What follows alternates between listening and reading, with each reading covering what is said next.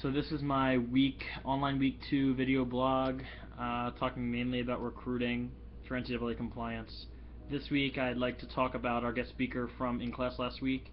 Um, also, a few things going on in college sports right now, and a few of the materials for this online week. So first, I really enjoyed um, hearing last week from our guest speaker because um, I thought that it was I don't have much experience with big college sports, at least in working in them, and I thought Anne really gave us a great perspective on what it is like to work in a college athletic department for um, such a large athletic department that's serving such a large student athlete population, and then in addition to that, working with such a large fan base. I mean, Michigan is just one of the biggest names in college sports.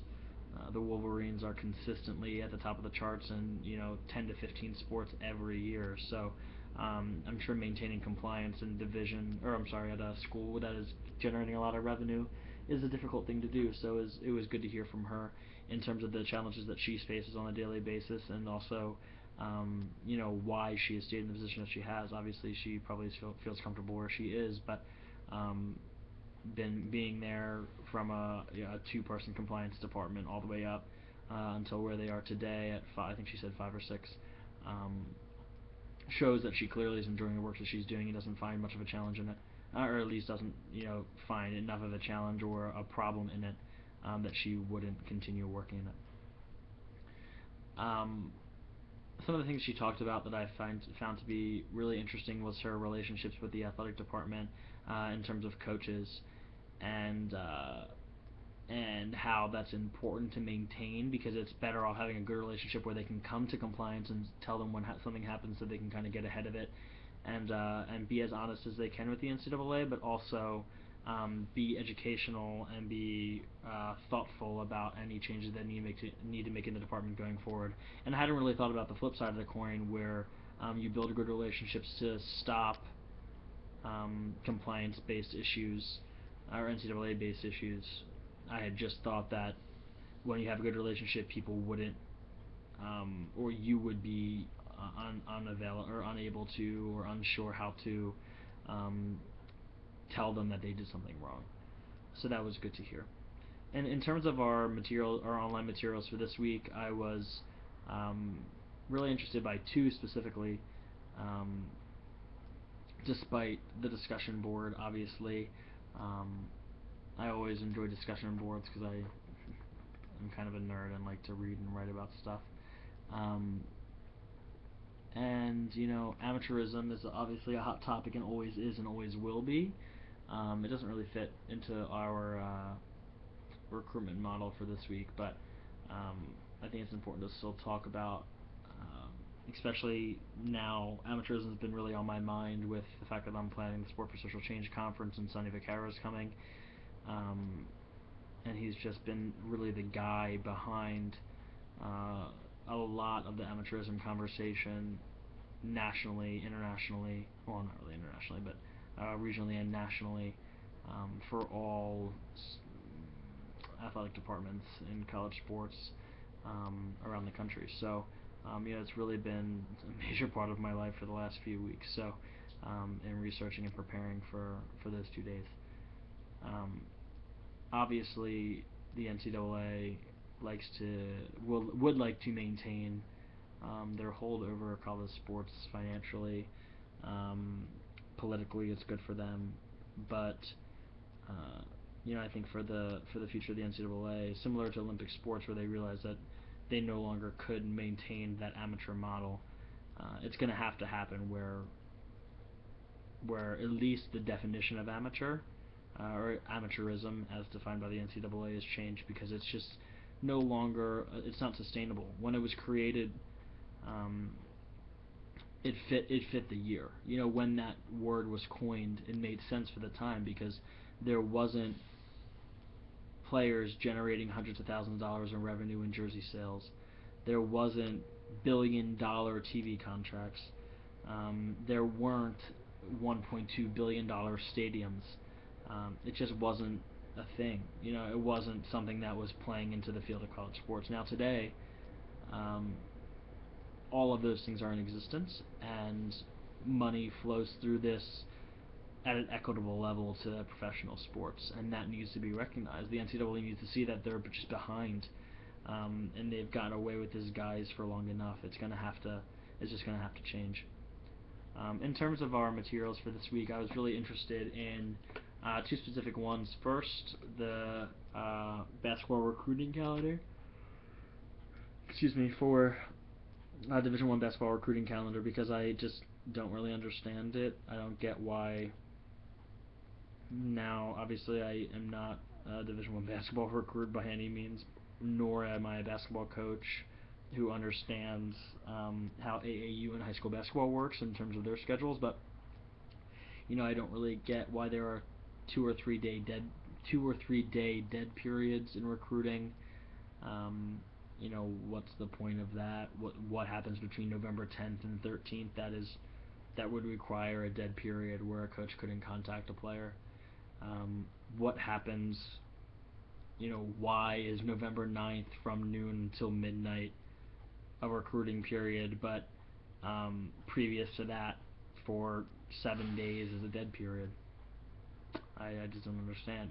I don't really get the reasoning behind a lot of the placements of dead periods and recruiting periods. Now, I kind of understand a quiet period on April 1st, because that is a month out from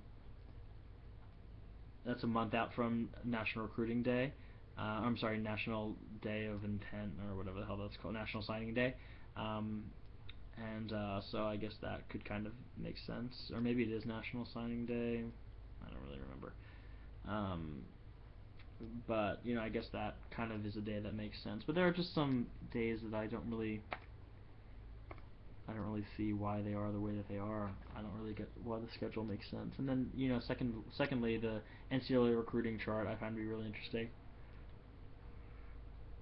Excuse me, because there are a few just really interesting differentiations between certain sports and interesting little tidbits about sports that I don't really get. For example, women's ice hockey has 24 days in July where they're allowed to call one call to a prospective student athlete, and that's an international prospective student athlete. So from July 7th to July 31st must be like I don't have any idea, a hot time in Canadian high school women's hockey that would require such a open communication period. It's really the only thing I can think of. In addition to that, I'm interested in the difference between men's and women's basketball in terms of their recruiting calendar, or recruiting chart. For example, men's basketball is allowed to have their first official visit.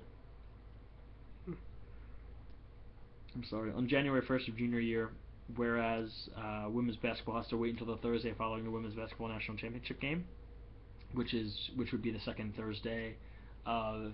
Oh wait, no. Are they the weekend previous to? I think they're the weekend previous to the men's basketball national championship game. Or the Monday before, or something like Thursday before, or something like that. So it would be the first or second week of April, whatever it is. So it's talking 3.5 months after the men's basketball day. So I don't really know why that's different.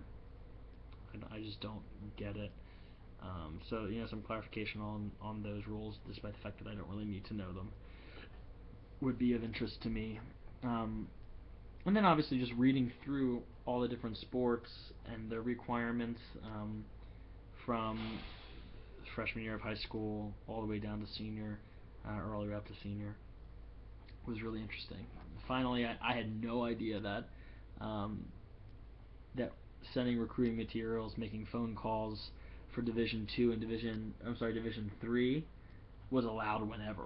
I guess it comes down to the fact that they don't have athletic related aid at Division 3 level, but I still find that to be really interesting that a Division 3 institution can sell a student athlete or an athlete on their school as early as age 15, sophomore year, whereas they would have to wait at a Division 1 or Division 2 level until junior year, or at least the June following sophomore year. In the end, recruiting is something that I don't get. I don't really understand it at all because I've never had to go through it. But there are a lot of moving parts that we've had to read and we've really had to understand. So it's been educational on that end. But I'm still a little confused. Going forward, I'm looking to hear from Jamie Lindsay and Ryan Bidlock tomorrow night. Both, good colleagues of mine who I've been working with for almost 2 years. I really enjoy working with them. They're really smart people, very personable. So I'm interested to hear, what they think about compliance from the Drexel side, because they've been working in it for quite. I think Jamie's been there for a year or so more than Ryan, and Ryan's been there for at least 3 years. So they've all had quite a bit of experience in compliance at Drexel and really understand how it works. So they're really the glue that holds the department up. So it'd be nice to hear from them. Not looking forward to the midterm, obviously, because it's a midterm, but I've been studying and looking forward to really getting my knowledge back down on paper. So other than that, that's about it. Thanks.